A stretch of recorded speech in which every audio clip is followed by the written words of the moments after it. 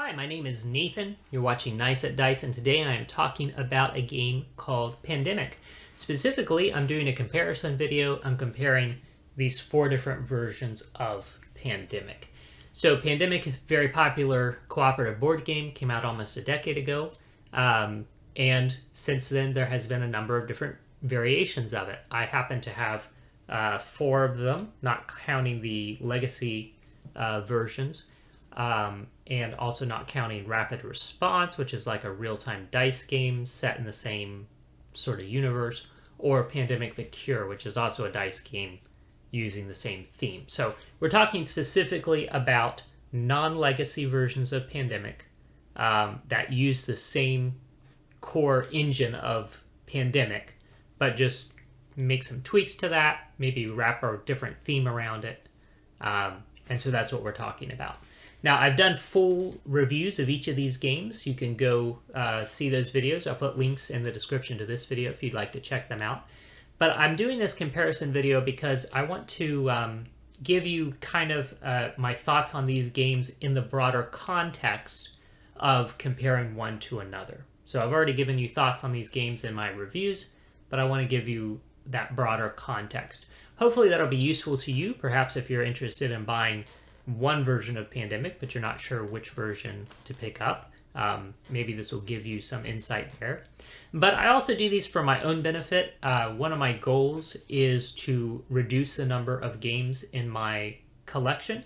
I'd like to have fewer games that I play more often and enjoy each of them individually more.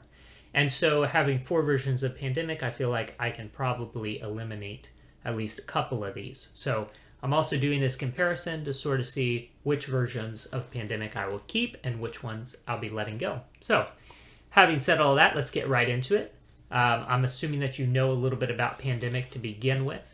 And again, if you want to know a lot about each of these individual versions, you can go see my full reviews. But I'm going to be just kind of talking about some of the general differences between these. So, before I talk about any of these four, I'd actually like to mention a fifth version of Pandemic that I did have, but I've already let go, but I think it's worth mentioning. It's called Pandemic Reign of Cthulhu, and it was one of the first variants of Pandemic that was made. It basically took that engine, the core engine of Pandemic, and it put onto it this Lovecraftian horror theme. So basically look to the writings of the author H.P. Lovecraft, his sort of like sci-fi fantasy horror Cthulhu mythos universe, and basically took that and wrapped it around those core rules of Pandemic. Now, I thought it was a fine game. I like every version of Pandemic I've ever played, so this one, again, gets good rating from me. It had sort of this fun, like, pulp adventure type of feel to it, so that was cool. It was one of the more easy versions of Pandemic that I've played as far as the overall challenge of it. It's actually one of the easier versions of Pandemic, so you should probably know that about it.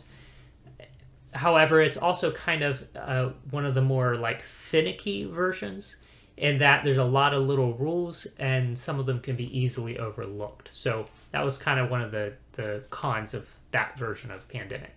Overall, I think it's a fine game. If the theme appeals to you, I would be happy to recommend it. For me, I don't mind the theme, but it's not my favorite theme, and it is not a theme that appeals to a lot of the people that I play games with. So it's not a version of Pandemic I could get to the table very often. So that's why I decided to let that one go, but I think it's worth mentioning. It is a decent version of Pandemic. Now, after that, we're going to talk about Pandemic Iberia. So this was, along with Reign of Cthulhu, this was pretty much one of the first variants of Pandemic that was released. And this version of Pandemic takes the basic concept of Pandemic, of going around fighting diseases, and it just changes the setting up a little bit. So it takes you back a couple of centuries, and it instead of traveling the whole globe, you're just on the Iberian Peninsula, part of Spain. So what it changes for the experience of Pandemic is you have a different map, so that's a different experience right there. You cannot fly from one city to another. You can travel around the edge of the map by going from one port city to another, so you can still do that. But you also have to build sort of this infrastructure of railroads across the peninsula to help you move more quickly from one place to another. So that's probably the biggest difference. In addition to moving around, trying to combat the diseases like you always do, you also have this other task of building this infrastructure of railroads in order to be able to move around the way that you'll need to deal with the diseases. There's also some other variants that you can add into the game which are very interesting.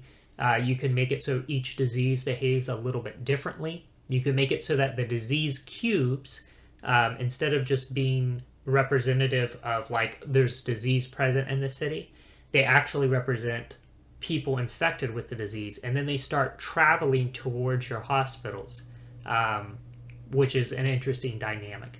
I'll say that overall, I think this is probably the most difficult version of Pandemic that I've played.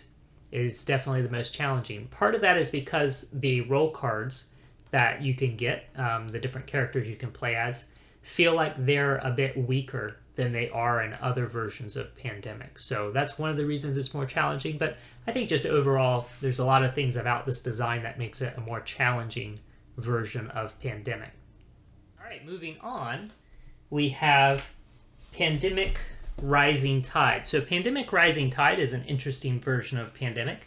And this one, it again uses the same basic engine, but they changed the theme so that instead of battling diseases, you are in the Netherlands and you are trying to combat the influx of floodwaters coming off the North Sea. So you don't have 4 different diseases you're trying to combat. There's only one color of cube coming onto the board representing those floodwaters. So you have these water cubes.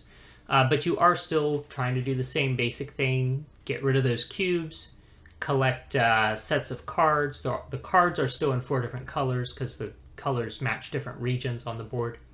And instead of curing diseases, you're using those sets of cards to build these structures that would create the infrastructure needed to keep the floodwaters at bay. So that's the basic premise of the game. What it adds to the game, I think, is you can build these structures called water pumps. They're basically windmill-powered water pumps. And what they allow you to do is to every turn, not just your turn, but each player's turn, near the end of their turn, they can activate all the pumps on the board and pull some cubes off of the board. So it creates for me a little bit of a sense of like an engine building game, in that you're putting out these pumps. Where you put them is important. How many you can get on the board is important. And then at the end or near the end of each turn, you're pulling cubes off of the board based on operating these pumps. So you're building this kind of little engine that everybody gets to run near the end of their turn to clear some water off of the board. And that's just a really interesting concept to me.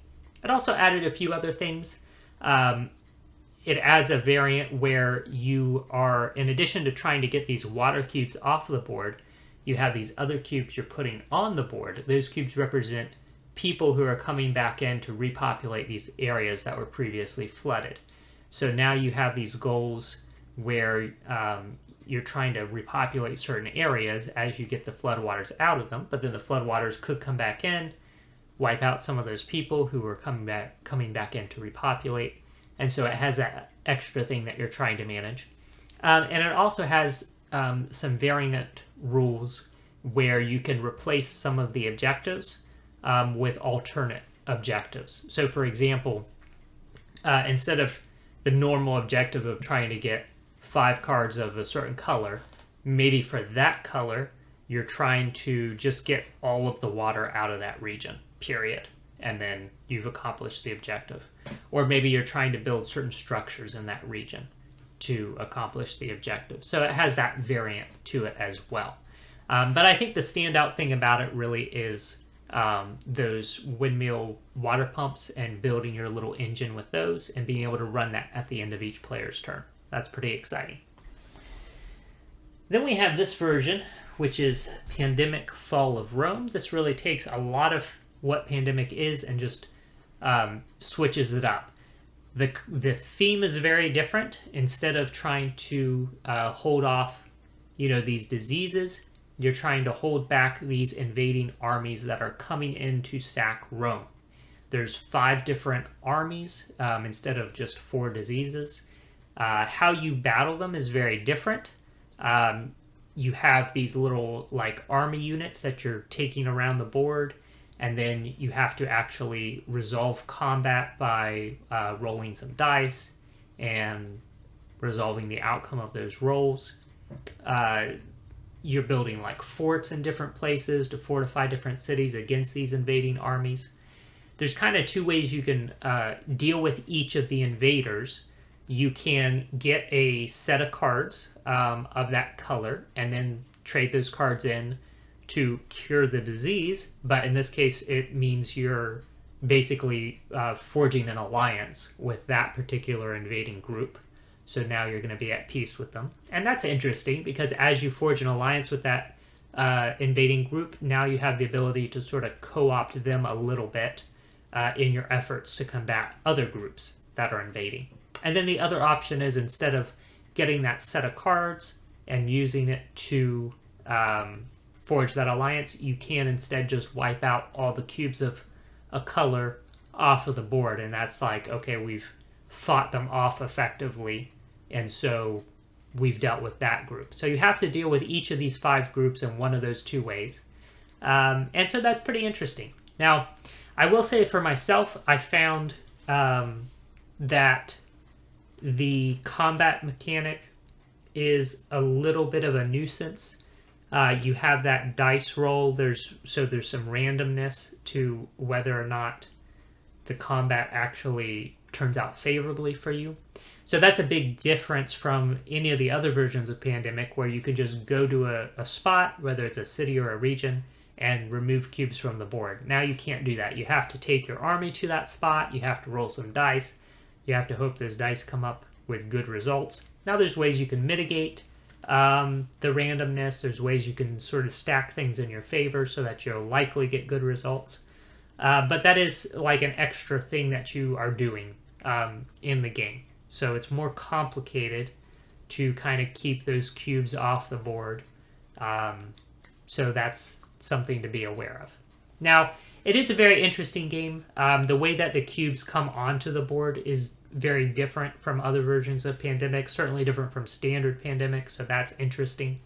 But overall, I found it just a little bit it's stretching it just a little bit too far.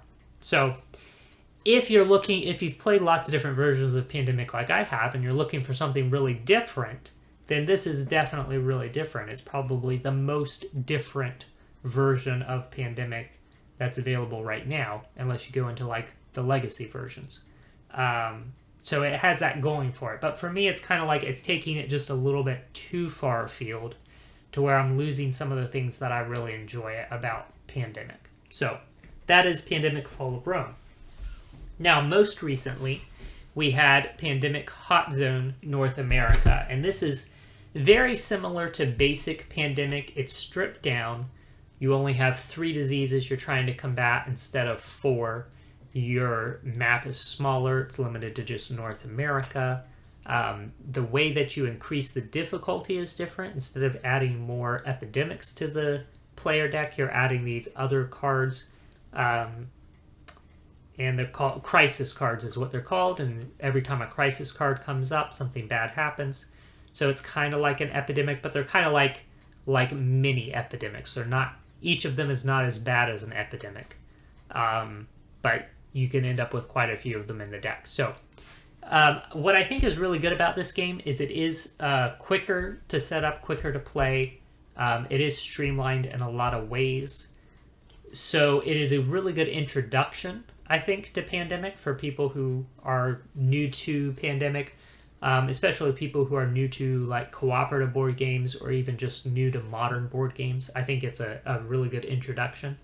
It's also nice to have a version of Pandemic that you can, bring out, set up very quickly, play very quickly.